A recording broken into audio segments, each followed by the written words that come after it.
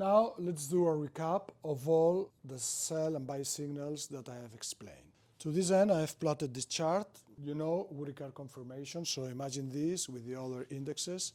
But for simplicity, I will show only one chart. So now let's explore the 4 alternative buy signals we have under the Dow Theory for the 21st century. And this is what makes the Dow Theory for the 21st century really reactive.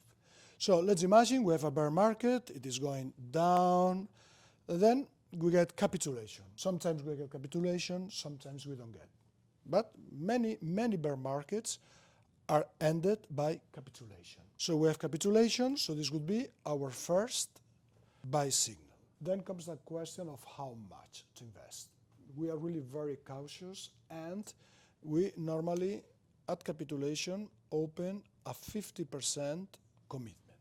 The issue of position sizing is really important. Some people go 100% invested because they really trust capitulation, say, look, it is normally at the bottom or very close to the bottom, so we know the bear market has ended by capitulation, so I really go all in. I personally am more cautious when I'm trading stock indexes, and I prefer just to have an initial commitment of only 50%, because while capitulation tends to nail down the bottom, sometimes it goes down a little bit more, and well, it depends on the trader. On the other hand, when I trade stocks, my stocks tend to be really super performers, then I invest 100% of my trading capital devoted to stocks at capitulation, because I don't care whether the market still goes down an additional 5%, because I know that my stocks are really going to perform well.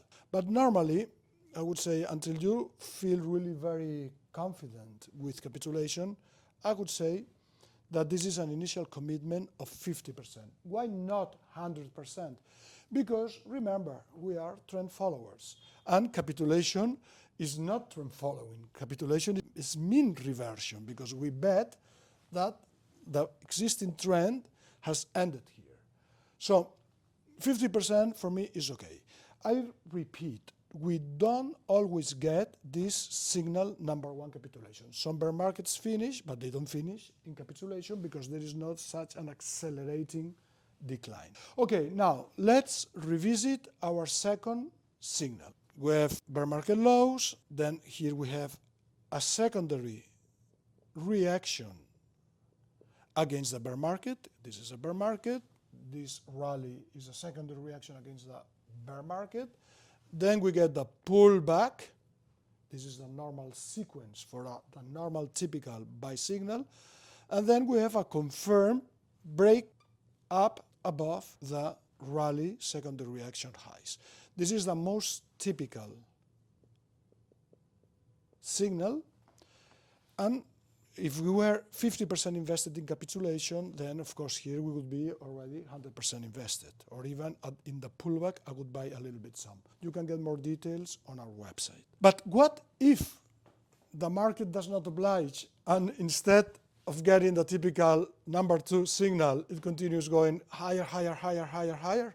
Then we get signal number 3, which was the highs of the last completed secondary reaction. Remember that when we don't get the normal signal, you see here there was a secondary reaction.